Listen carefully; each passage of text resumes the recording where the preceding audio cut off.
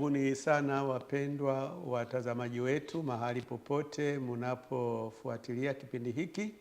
Kipindi hiki ni kipindi cha Biblia Yasema, kipindi kinacholetwa kwenu kikijibu maswali yaliyoulizwa na watazamaji wetu. Leo tena tunayo maswali kadhaa ambayo tunakwenda kuyajibu, na kabla hatujaanza kipindi chetu, hebu tupate kuomba. Baba yetu mwema wa mbinguni, na kushukuru sana kwa ajili ya mtazamaji ambaye amechukua nafasi yake kufuatilia kipindi hiki.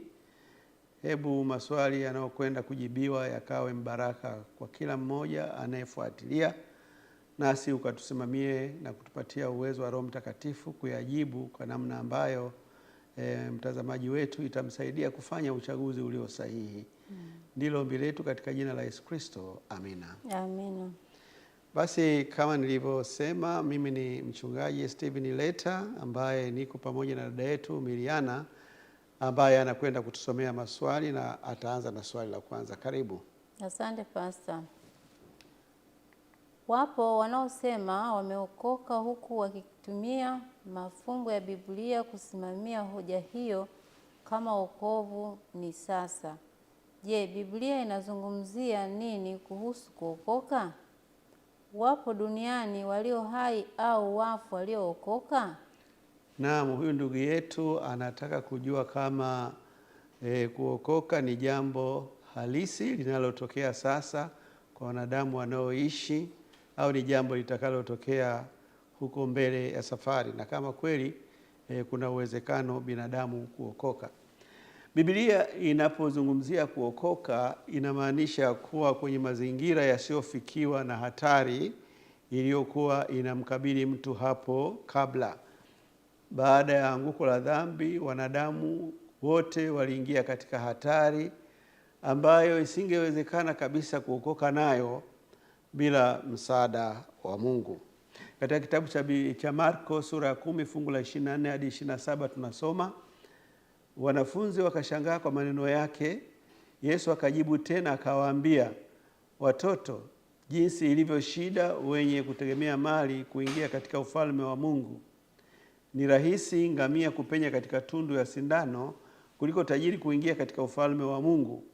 Nao wakashangaa mno, wakimwambia, ni nani basi awezaye kuokoka? Yesu akawakazia macho akasema, kwa mwanadamu haiwezekani, bali kwa Mungu sivyo, maana yote yawezekana kwa Mungu. Kwa hiyo tunapata jibu hapo ya kwamba kuokoka kunawezekana, kwa sababu ila kwa mwanadamu mwenyewe kuokoka au kujiokoa huwa ni jambo lisilowezekana.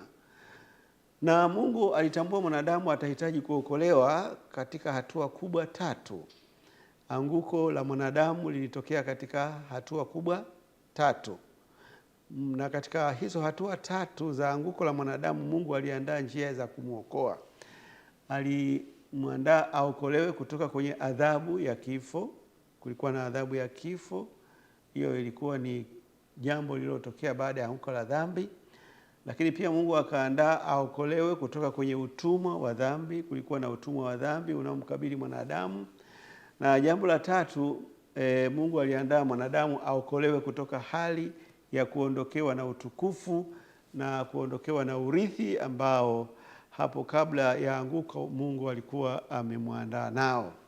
Kwa hiyo hatua hizi tatu za wokovu zinatajwa vizuri na Mtume Paulo anapofafanua jinsi wanadamu wanavyookolewa. Katika Wakorintho wa pili sura ya 1 fungu la 10, Biblia inasema, aliyetuokoa sisi katika mauti kuu namna ile, tena atatuokoa, ambaye tumemtumaini kwamba atazidi kutuokoa.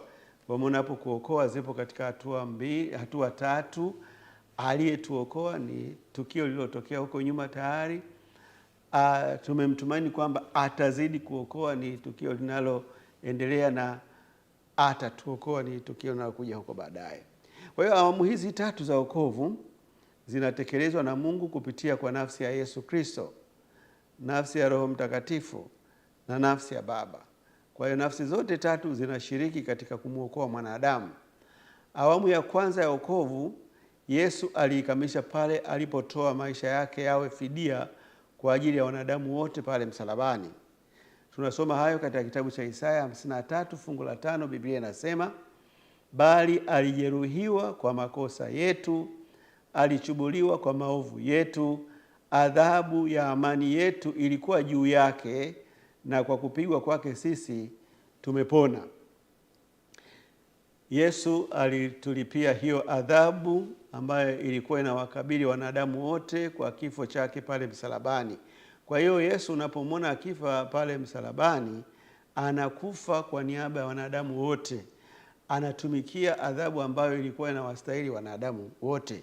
Kwa hiyo Mungu alituokoa kutoka katika adhabu ya mauti ya milele, na hicho kitendo kilitokea huko nyuma na ni tukio ambalo limekamilika. Katika kitabu cha Marko 10 fungu la 45 Biblia inasema, kwa maana mwana wa Adamu naye hakuja kutumikiwa bali kutumika na kutoa nafsi yake iwe fidia ya wengi.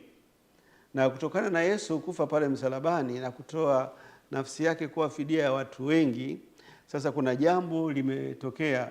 Katika kitabu cha Warumi sura ya 8 fungu la 1 Biblia inasema, sasa basi hakuna hukumu ya adhabu je walio katika Kristo Yesu.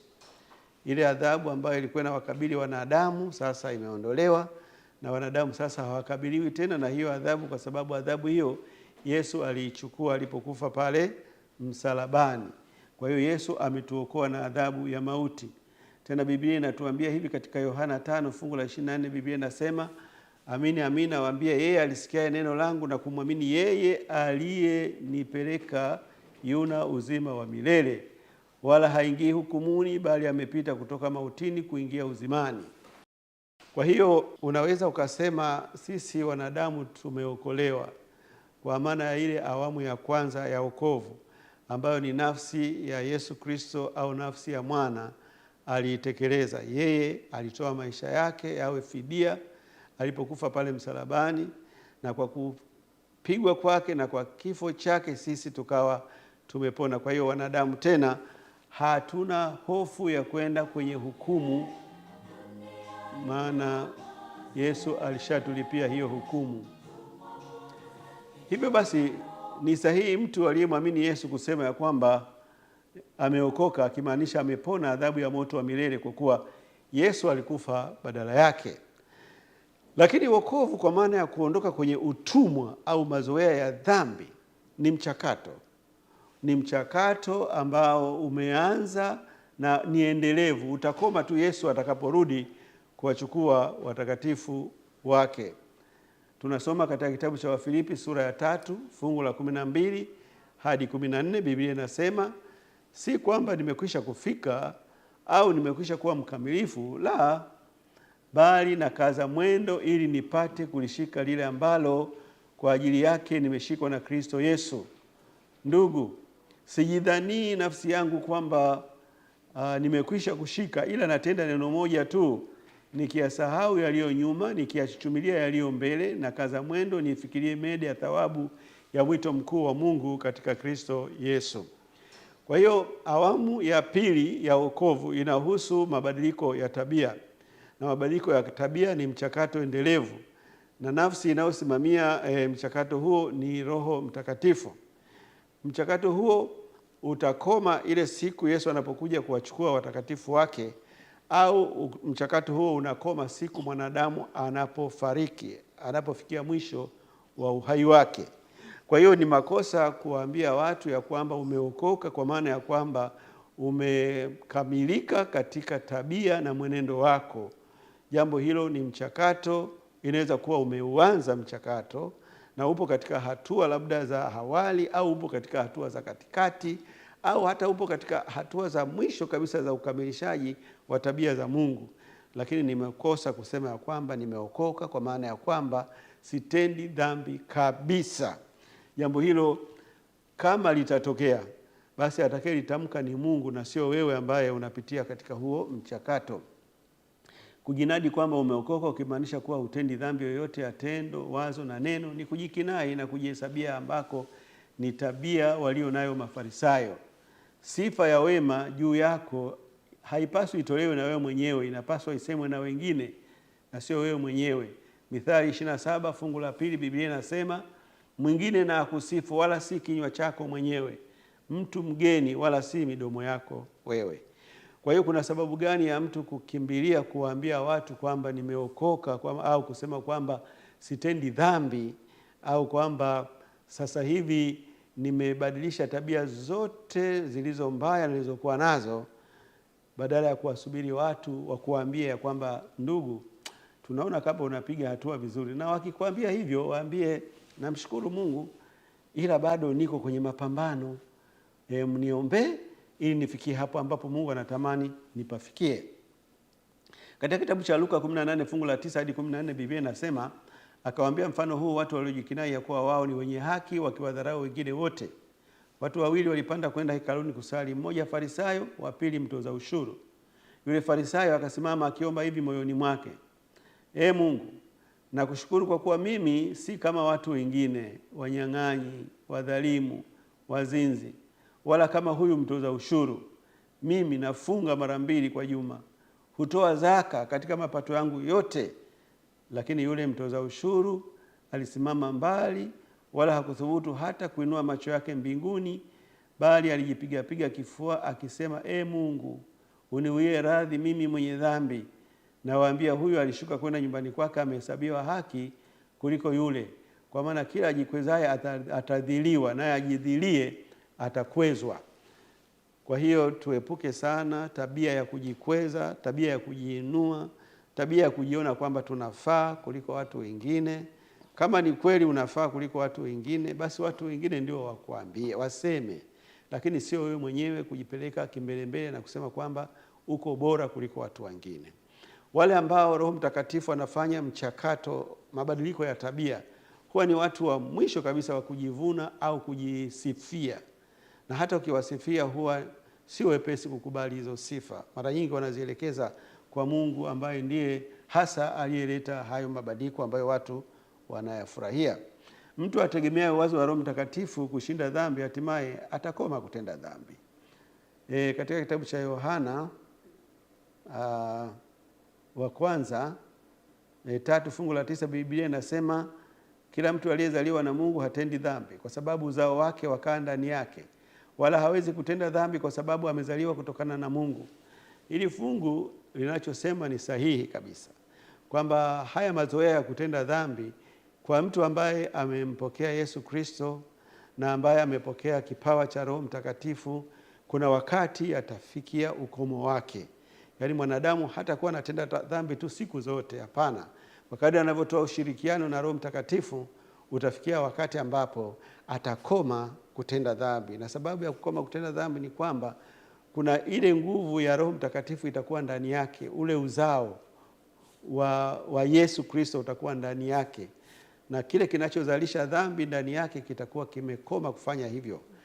Ila jambo hilo linatokea lini? Hatuwezi kusema litatokea leo au litatokea kesho.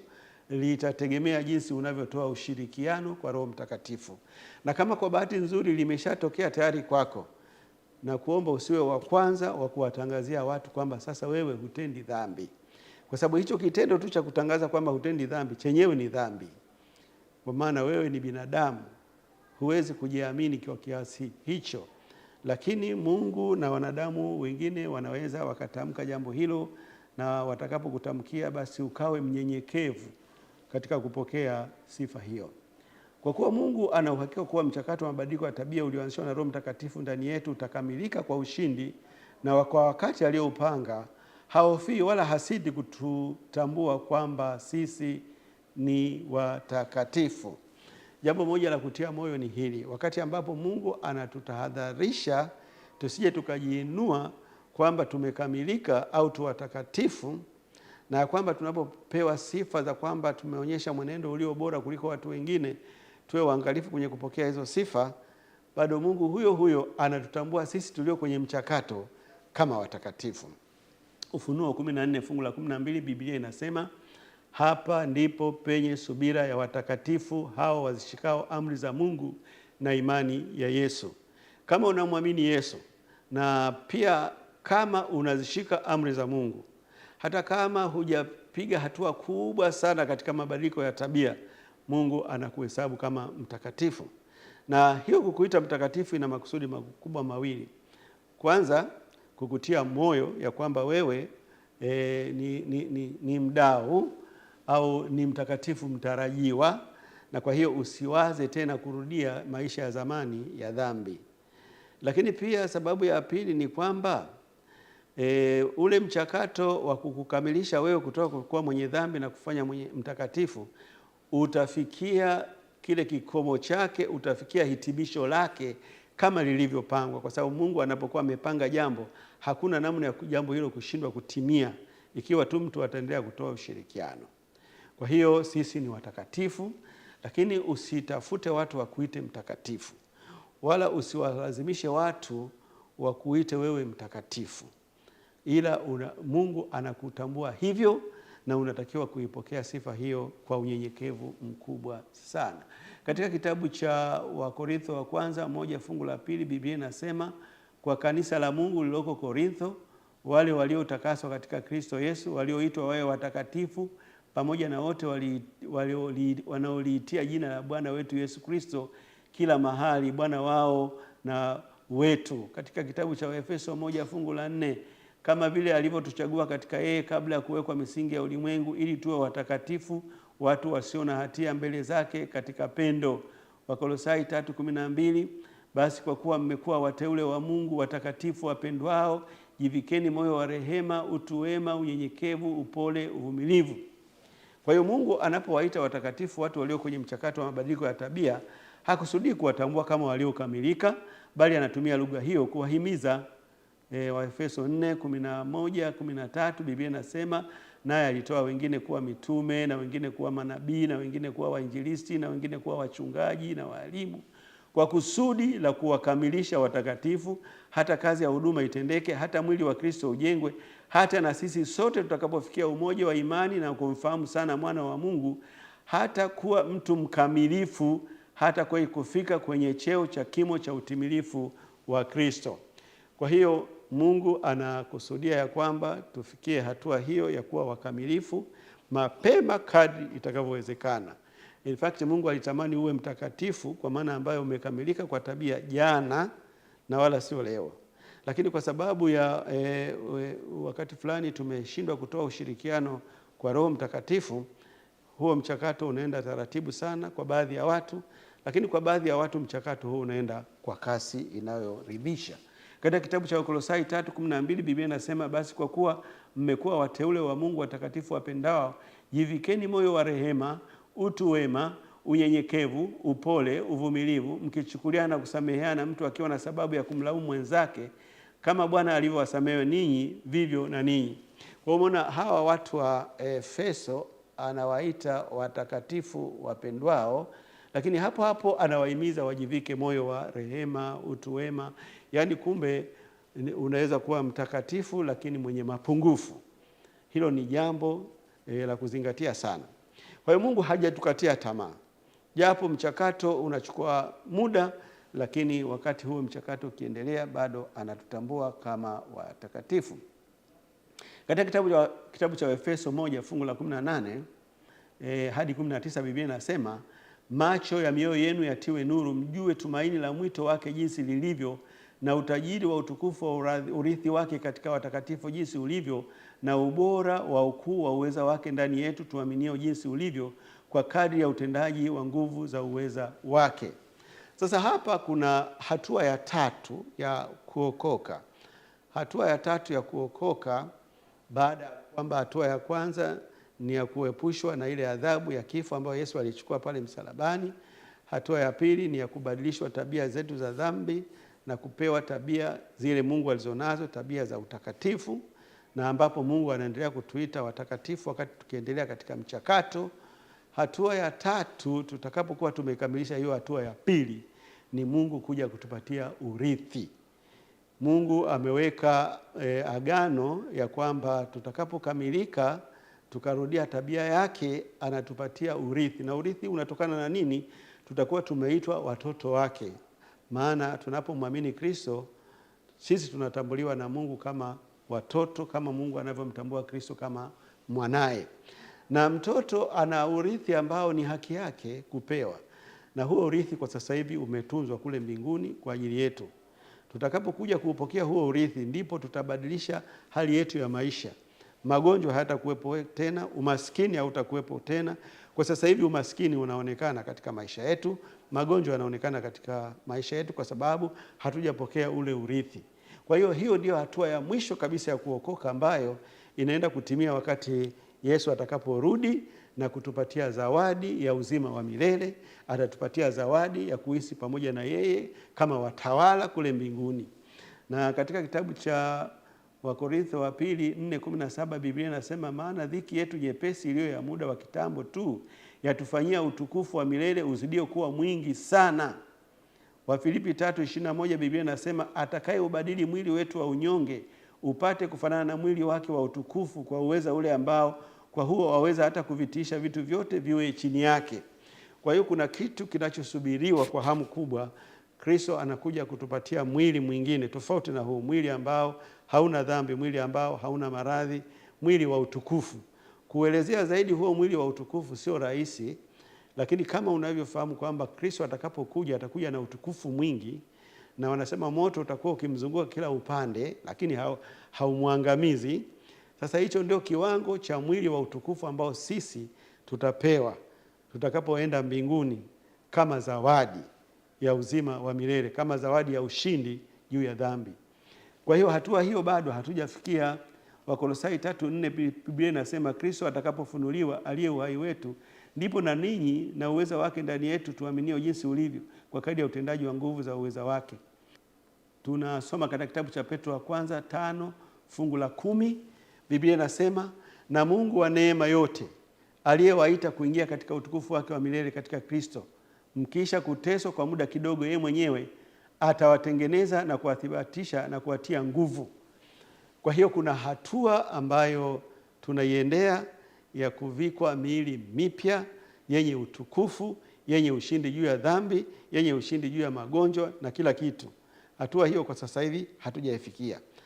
Lakini kuna jambo moja, wale ambao wamemgeukia Kristo tayari wameanza mabadiliko ya kutunza mwili wao kwa kutokula vyakula najisi, kwa mfano, kwa kutunza miili yao kwa kuoga vizuri, kwa kuepuka maradhi yale ambayo yanaweza kuepukika, maradhi kama ya ngono. Hawa tayari wameanza kupokea huo urithi, maana wanayo historia katika maisha yao ya kwamba wanaugua mara chache, na hata historia inaonyesha kwamba wanakufa wachache, kwa sababu wameanza kuyaishi yale maisha ambayo wanayasubiri kuyapewa wakiwa hapa hapa duniani. Kwa unapoishi kwa kufuata kanuni za afya, kwa kufuata maelekezo ya neno la Mungu, ni kama tayari umeanza yale maisha ambayo tunayasubiria kuanza tutakapokuwa mbinguni. Jambo jingine litakalotokea baada ya kupokea ule wokovu wa hatua ya tatu ni kufanywa kuwa watawala. Ufunuo 3:21 Biblia inasema, yeye ashindaye nitampa kuketi pamoja nami katika kiti changu cha enzi, kama mimi nilivyoshinda nikaketi pamoja na Baba yangu katika kiti chake cha enzi. Kwa hiyo kama umemwamini Yesu na kisha ukaulizwa kama umeokoka, sema umeokoka, kwa kuwa awamu ya kwanza ambayo Yesu alikulipia adhabu ya kifo ilikamilika. Katika Luka 12:32 Biblia inasema, msiogope enyi kundi dogo, kwa kuwa Baba yenu ameona vema kuwapa ule ufalme. Sisi tutakuwa watawala. Moja ya mambo ambayo dhambi itakuwa imetupatia faida kubwa pale tutakapokuwa tumefikia hatua ya kuishinda ni kwamba Mungu atatufanyia kile ambacho hakuwahi kutufanyia kabla hatujaanguka dhambini. Kabla hatujaanguka dhambini sisi tulikuwa tukai kwenye viti vya enzi. Lakini baada ya dhambi sisi tutakaa kwenye viti vya enzi.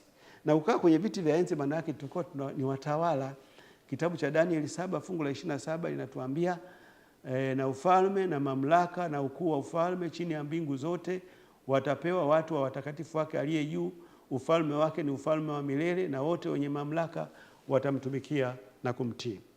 Kwa hiyo tutakapokuwa tumeshinda dhambi, Mungu atakaporudishia mwili ule wa utukufu, Mungu atakaporudishia urithi ambao sasa hivi umetunzwa mbinguni, atatupatia pia na utawala. Tutakuwa tunakaa kwenye kiti cha enzi. Tutatawala dunia ambazo hazijaanguka dhambini pamoja na Kristo.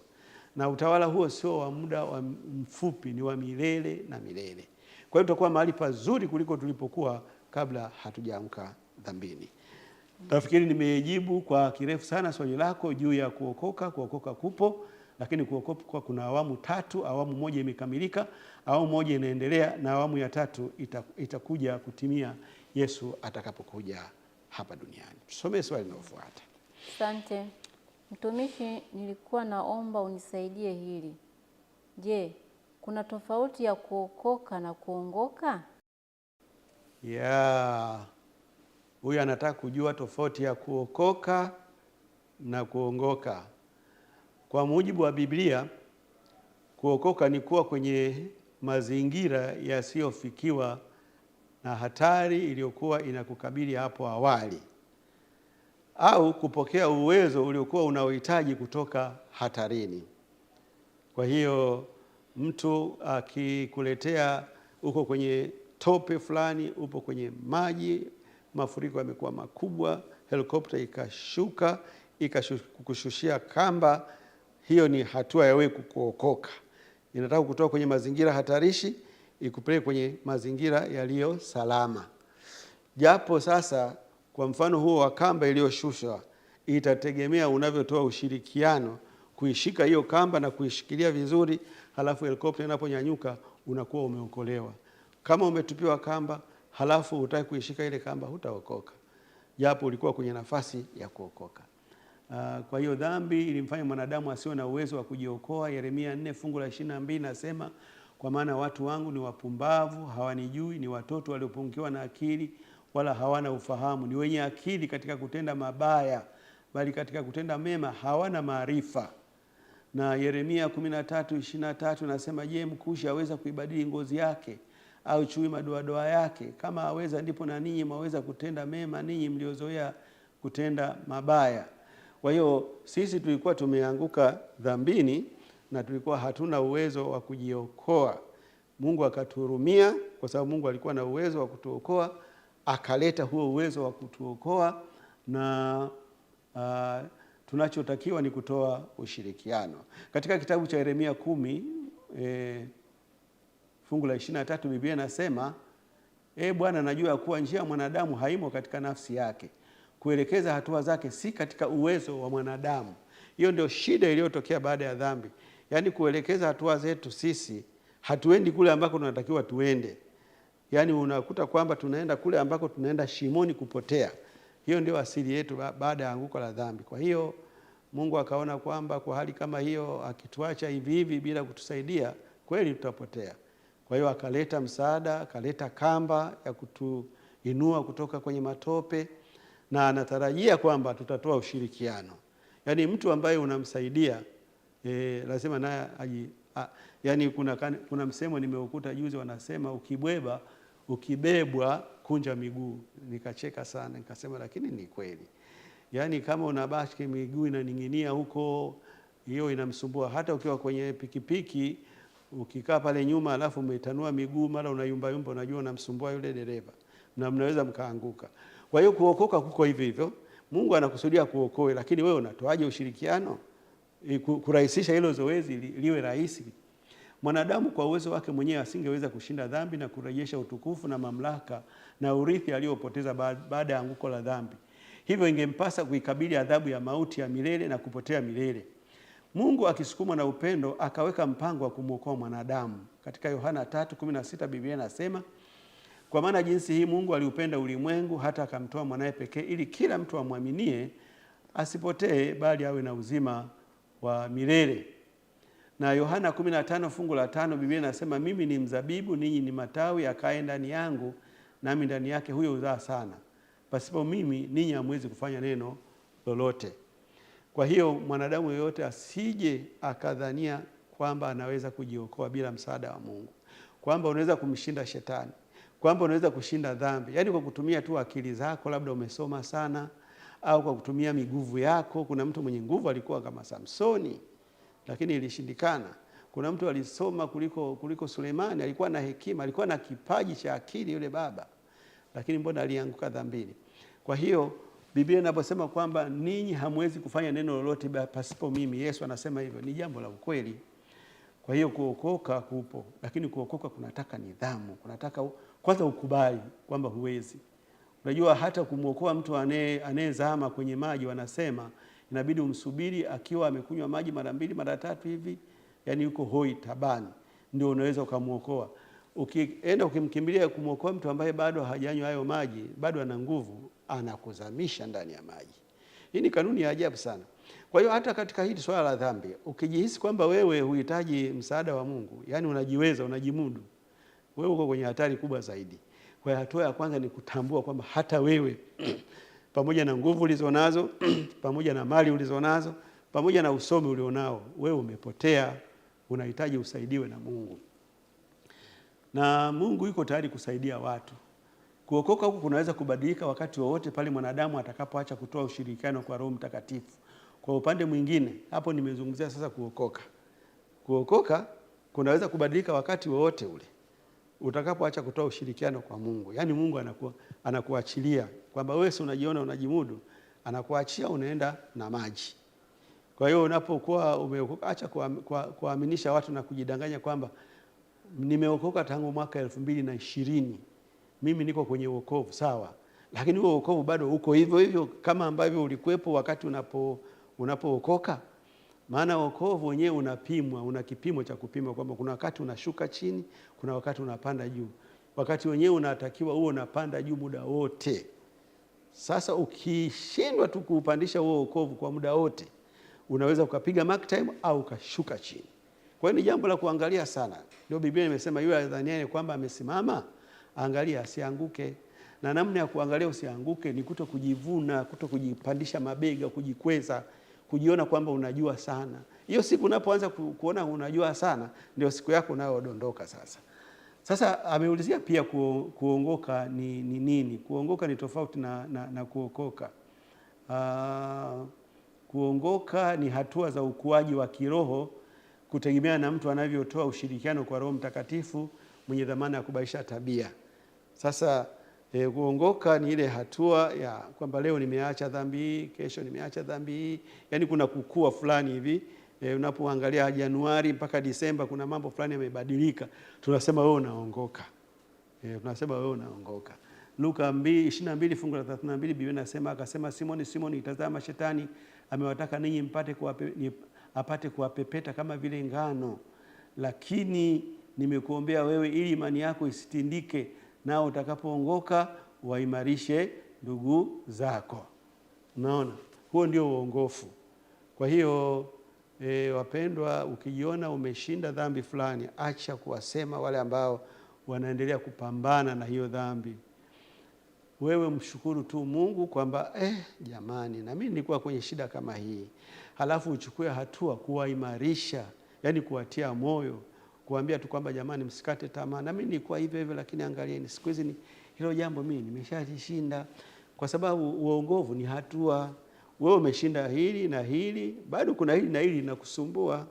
Sasa yule anayesumbuliwa na leo ulishinda, usimwone kama vile ni mjinga sana. Wewe mtie moyo, kwa sababu unapomtia moyo na yeye anapata moyo kwamba kumbe hili jambo kunawezekana nikaliacha. Hiyo ndio kazi ya uongofu. Kwa hiyo tumefafanua hapo kuokoka na kuongoka, tofauti zake, na wewe uwe katika uongofu, uwe katika wokovu. Wokovu zote ni sahihi. Ukimwamini Yesu umeanza mchakato wa wokovu. Na kualika mchague Yesu, mfanye kuwa rafiki yako, mfanye kuwa bwana wako. Atakufanyia mambo makubwa sana. Kwanza ameshakushindia adhabu ya kifo, wewe huendi motoni tena. As long as unamwamini Yesu, wewe jina lako halipo kule motoni. Wewe unachongangana tu ni mambo mawili: kushirikiana na Roho Mtakatifu abadilishe tabia ya dhambi, halafu kumwomba Mungu akusaidie ufike mwisho wa safari ukiwa salama bila kushuka chini, ili upokee urithi ambao Mungu amekuandalia. Tumemaliza swali hilo, utatupatia swali linalofuata. Je, utajuaje kuwa Mungu amekusamehe dhambi ikiwa umetenda kosa na umeomba msamaha? Ni mimi Oswald Riziki kutoka Kasulu, Kigoma. Ndugu Oswald Riziki, nakushukuru sana kwa swali lako. Wewe unataka kujua kama umesamehewa dhambi zako. Umefanya kosa, umemkosea Mungu labda, au umewakosea wanadamu na umeomba msamaha. Unataka kujua kama umesamehewa? Unajuaje kama nimesamehewa? Sasa tunajibu kama ifuatavyo. Kusamehewa dhambi au kosa huja baada ya kutubu na kuungama kwa yule uliyemkosea. Kama umemkosea Mungu, unaungama kwa Mungu. Umemkosea mwanadamu, unaungama kwa mwanadamu. Na kuungama ni kitu gani? Kuungama ni kukiri kosa, na kutubu ni kujutia kosa na kudhamiria kutorudia. Kwa hiyo kuna mambo mawili haya yanatakiwa yaende sambamba. Unaungama, unakubali kwamba hili kosa nilifanya. Lakini la pili, unajutia kwa nini ulilifanya. Na unapofanya hayo mambo mawili, hiyo sasa ni hatua ya uhakika sasa kupelekea kwamba unaenda kupokea msamaha. Mara nyingi uliyemkosea akiona umeungama, akiona umetubu, huwa anakusamehe. Kwa wanadamu wakati fulani inaweza kawa ngumu, mwanadamu mpaka umshawishi akusamehe wakati fulani, hata ukitubu na kuungama anakuwa vigumu. Lakini kwa Mungu katika mambo ambayo hana chenga chenga ni kusamehe dhambi. Wewe ungama tu, wewe tubu tu, uwe na hakika kwamba umesamehewa. Kuna maombi mengine tunampelekea Mungu kwamba Mungu, naomba unipatie mchumba, Mungu unipatie pesa, unipatie mafanikio. Mungu anaweza akachelewa au ataka akataa, akasema kwa ninavyokuangalia wewe hapana. Lakini unapoomba msamaha kwa Mungu ni pale pale unapewa msamaha wako. Kwa hiyo wewe ungama tu dhambi, wewe tubu tu dhambi, Mungu atakusamehe. Mithali 28 fungu la 13 Biblia inasema afichaye dhambi zake hatafanikiwa, bali yeye aziungamaye na kuziacha atapata rehema. Daudi aliwahi kumkosea Mungu na toba yake imeandikwa. Hebu tuangalie toba ya Daudi ilivyokuwa, tupate kitu cha kujifunza hapo katika kutubu. Zaburi 51 fungu la kwanza mpaka la 4, alafu taruka fungu la 7 hadi la 8. Daudi anasema, E Mungu, unirehemu sawasawa na fadhili zako, kiasi cha wingi wa rehema zako uyafute makosa yangu. Unioshe kabisa na uovu wangu, unitakase dhambi zangu, maana nimejua mimi makosa yangu, na dhambi yangu i mbele yangu daima. Nimekutenda dhambi wewe peke yako, na kufanya maovu mbele za macho yako. Wewe ujulikane kuwa una haki unenapo, na kuwa safi utoapo hukumu. Unisafishe kwa hisopo, nami nitakuwa safi. Unioshe, nami nitakuwa mweupe kuliko theluji. Unifanye kusikia furaha na shangwe, mifupa iliyopondeka ifurahi. Sasa hiki ni kipawa, yaani kuweza kuungama namna hii, kuweza kutubu namna hii kwa dhati kabisa kutoka moyoni. Hiki ni kipawa cha Mungu. Watu wengi huwa wanashindwa kuungama, na ndio maana hawasamehewi. Kwa sababu yule unayemuomba msamaha unakuwa hujamshawishi.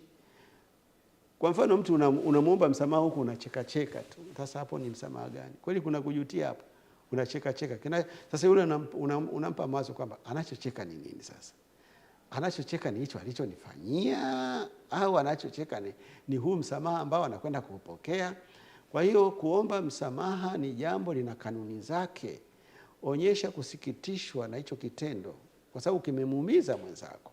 Na unapoonyesha kusikitisha, unamsaidia yeye kupata ujasiri wa kukuhurumia na wewe na kukusamehe.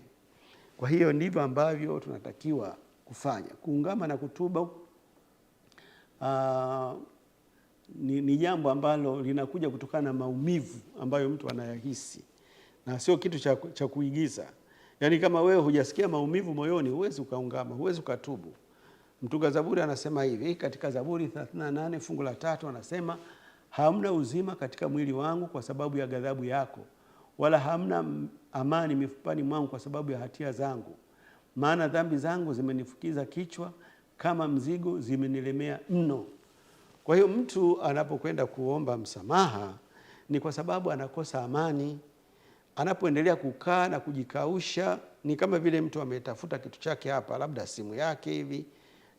Unajua kuna wakati ambapo tukiwa shuleni mtoto amepoteza kalamu na anaitafuta sana, analia na kulia machozi mazito kama sasa zinaingia mdomoni.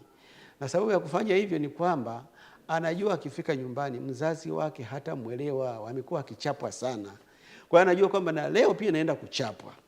Kwa hiyo analia, hata mkimtuliza hatulii. Na aliyechukua hiyo kalamu ni wewe, umeiweka kwenye mfuko. Unadhani wakati anapofanya hivyo usikii maumivu moyoni? Kuna hatia fulani inakutafuna. Unasema jamani, hayo maumivu yote ni mimi nayasababisha. Sasa namna ya kuondokana na hayo maumivu ni kwenda kumwambia Bwana, kalamu yako ni hii hapa. Halafu useme kwamba jamani, mnihurumie, lakini pia uwe tayari kwa adhabu yoyote utakayopewa. Hiyo ndiyo kutubu, hiyo ndiyo kuungama. Na ukifanya hivyo, yale maumivu uliokuwa nayo mwanzoni yanaisha. Watu wengi wanatembea na hatia mioyoni mwao kwa sababu hawajawahi kuungama. Na kukosa kuungama hatia kumewapelekea watu wengine hata kupata ugonjwa wa akili, kupata kichaa. Mtu anatembea anaongea peke yake kwa sababu alitakiwa amwende kwa mtu fulani aliyeua mtoto wake. Najua wachawi nao wana maisha magumu sana. Mtu unamuua, unahudhuria msiba ambao wewe unajua ndio umesababisha, na unamwona mwenye ndugu yake anavyolia pale, alafu una hata muda wa kwenda kuomba msamaha. Unadhani hiyo hali itakuacha salama? Kwa hiyo hao ndio watu wanaokuja kuchanganyikiwa baadaye, mnakuta wanaokota makopo nini na nini. Unaona, hata Yuda katika kitabu cha Mathayo 27 fungu la 3, Biblia inasema kisha Yuda yule mwenye kumsaliti alipoona ya kuwa amekwisha kuhukumiwa, alijuta, akawarudishia wakuu wa makuhani na wazee vile vipande 30 vya fedha, akasema, nilikosa nilipoisaidi damu isiyo na hatia. Ni kweli alikuwa anasikia maumivu moyoni mwake, lakini kosa la Yuda ni kwamba anaenda kuungama dhambi kwa wale ambao hajawatendea kosa. Anaenda kwa wale wazee alikochukua zile pesa. Angenyoka moja kwa moja kwa Yesu, na akifika pale amwambie, Bwana unisamehe. Lakini Yesu, Yuda alichofanya, alikwenda pale akasema, nilifanya kosa kuchukua kukusaliti na nini, lakini hakuwa na toba ya kweli. Kwa hiyo msamaha upo, na msamaha unahitaji anayeomba msamaha awe amekiri makosa, awe ametubu, ameonyesha kuhuzunishwa. Na ukishafanya hivyo, usikae tena una wasiwasi kwamba hivi lakini nimesamehewa kweli, mbona nasikia tena kuna kosa amani. Hapana, hiyo sasa itakuwa ni shetani. Yaani umeenda kwa Mungu, umetubu, umeungama, umegaragara, umefanya kila kitu na Mungu amekusamehe, lakini bado unaendelea kusema mbona mimi sijaona kama amenisamehe. Hicho sasa, hiyo ni tabia mbaya, hiyo ni shetani. Wewe amini kwamba umesamehewa na unaendelea na shughuli zako zingine. Tunaomba utupatie swali jingine. Bwana Yesu asifiwe. Amina. Naomba nikuulize mtumishi, kama Mungu anajua kuwa shetani atakuja kuwa adui, kwa nini aliruhusu awatese wanadamu? Huyu bwana anauliza swali ambalo linaulizwa na watu wengi sana, swali la maana, kwamba Mungu alijua. Kwa kweli Mungu hakuna asichojua. Mungu alijua kabisa dhambi itakuja, na dhambi hiyo itatokea kwa shetani, na huyo shetani atawadanganya wanadamu, na wanadamu hatadanganyika, na wakidanganyika wataingia dhambini. Wakiingia dhambini watakuwa wanakufa, alafu Mungu atawaonea huruma, atakuja waokoe. Alikuwa anajua yote. Sasa swali lake ni kwamba sasa kwa nini alimwacha shetani? Si pale pale alipoonekana huyu shetani anakuja pale pale angemgonga twap, shughuli ingeishia pale. Majibu ni kama ifuatavyo.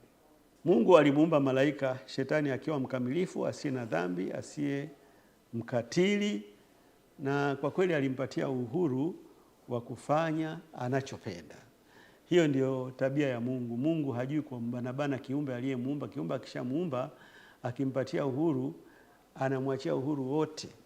Uhuru wa kuchagua kama anampenda yeye Mungu, anataka kumshukuru, au anataka kuondoka zake bila kutoa shukrani.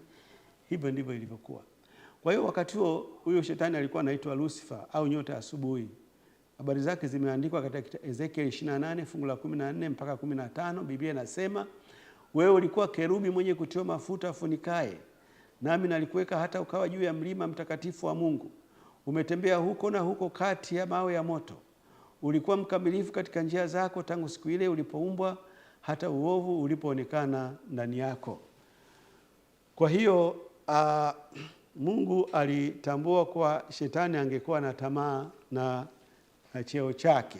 Najua shetani kilichomsumbua ni kutamani cheo cha Mungu. Na hakuridhika, kutokuridhika, alafu kuwa na tamaa ya vitu vingine ambavyo hujapewa. Hiyo ndio mwanzo wa dhambi, na ndio kilichomharibu shetani hicho. Kama angeweza kushinda hiyo hali, basi asingekuwa na dhambi yoyote. Katika kitabu cha Isaya 14 fungu la 13 Biblia inasema, nawe ulisema moyoni mwako, nitapanda mpaka mbinguni, nitakinua kiti changu juu kuliko nyota za Mungu, nami nitaketi juu ya mlima wa mkutano katika pande za mwisho za kaskazini, nitapaa kupita vimo vya mawingu, nitafanana na yeye aliye juu. Kwa hiyo shetani kiumbe aliyeumbwa, tena aliumbwa akiwa amependelewa sana, hakuridhika na vile alivyopewa na Mungu, akatamani kuwa kwenye nafasi ya Mungu, yaani akae kwenye kiti cha Mungu pale. Na unajua mtu anaposema natamani kile kiti, maana yake ni kwamba anataka huyo aliye kwenye hicho kiti amuondoe aende wapi, atajua yeye mwenyewe huko. Kwa hiyo shetani alikuwa na mawazo ya kwamba Mungu aondoke pale kwenye kiti chake, mpoteze kabisa, asionekane, hii dunia yote sasa aitawale yeye, aiongoze yeye, wakati ambapo yeye naye pia alikuwa ameumbwa. Unajua kuna tofauti kati ya Mungu na viumbe walioumbwa. Mungu hajawahi kuumbwa. Mungu haumbwi. Yaani yeye hana mwanzo, hana mwisho. Vitu vyote vilivyoumbwa vimetoka kwake yeye. Sasa hii akili ya kutaka kilichoumbwa kimuongoze aliyekiumba ndio dhambi, na ndio iliyomponza shetani. Kwa hiyo Mungu asingeweza kufanya chochote kubadilisha mtazamo huo mpya wa shetani, kwa kuwa kama angemwangamiza kabla ya ubaya wake kudhihirika, angeonekana ni katili na viumbe wangemtii kwa oga na si kwa furaha.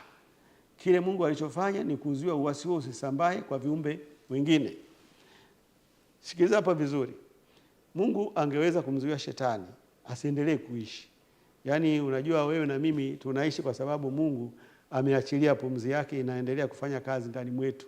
Kama kiminya tu kitufe kinacholeta uhai ndani yetu, yaani saa hiyo hiyo tunakufa.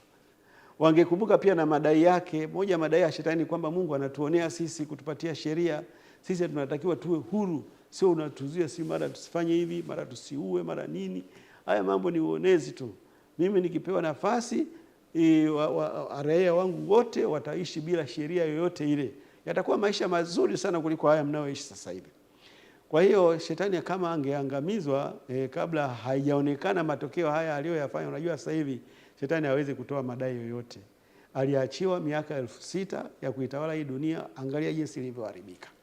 Kwa hiyo sasa hivi hana ushahidi kwamba alichokuwa anataka ukisimamia kweli kingekuwa. Lakini Mungu angemwangamiza tu pale pale.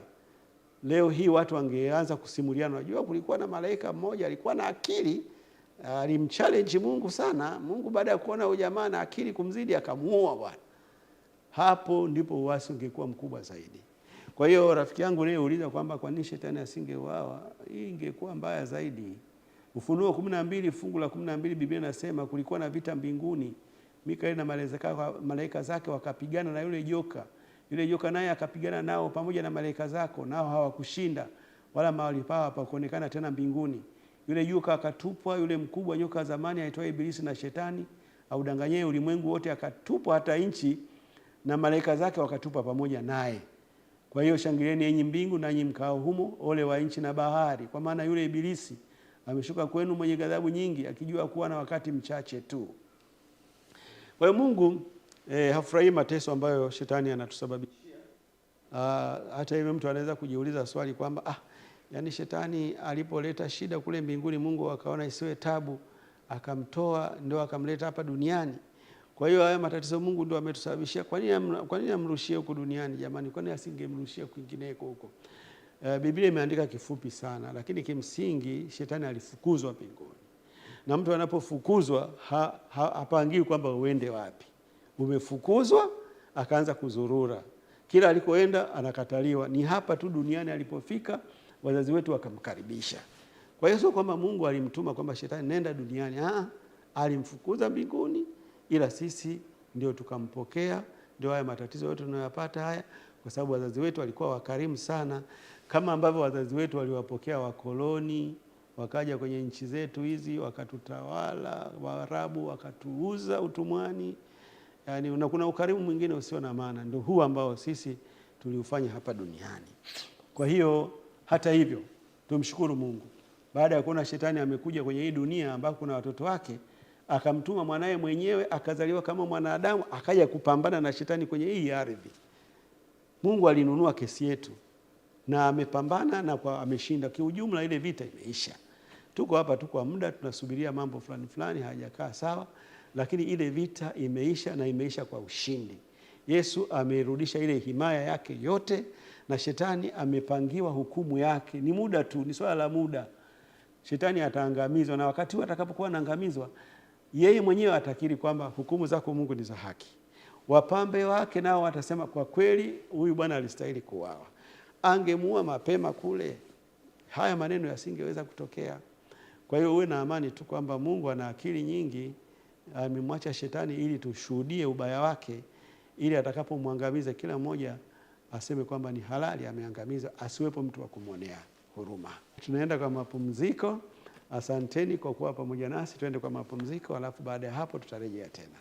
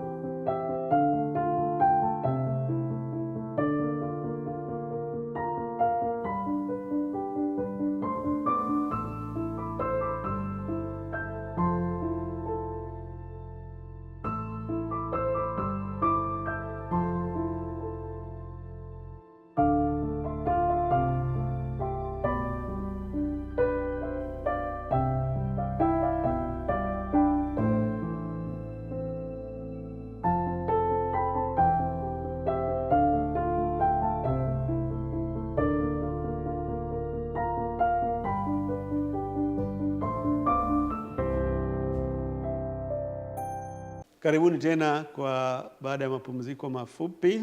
Tunaendelea na kipindi chetu. Kipindi hiki cha Biblia Yasema, kipindi kinachochambua maswali yaliyotufikia na kuyatafutia majibu katika Biblia. Dada Miliana, tusomee swali linalofuata. Je, mwanamke anaruhusiwa kuwa kiongozi wa kanisa, yaani kuwa mchungaji, shemasi na uongozi mwingine, ukizingatia Paulo anasema kiongozi wa kanisa awe mwanaume aliyeoa mke mmoja? Swali hili ni swali la maana sana. Huyu ndugu yetu anataka kujua kwamba kuna sifa gani za kuwa kiongozi wa kanisa. Je, mwanamke anaweza kuwa kiongozi wa kanisa? Maana kwa kusoma kwake ni kama ameona imesema kiongozi wa kanisa ni lazima awe mwanaume na awe aliyeoa mke mmoja. Kitabu cha Timotheo wa kwanza sura ya 3 fungu la 2 nasema, basi imempasa askofu awe mtu asiyelaumika, mume wa mke mmoja, mwenye kiasi na busara, mtu wa utaratibu, mkaribishaji, ajuaye kufundisha. Na Timotheo hiyo ya kwanza sura ya 3 fungu la 12 ikizungumzia mashemasi inasema, mashemasi na wawe waume wa mke mmoja, wakiwasimamia watoto wao vizuri na nyumba zao.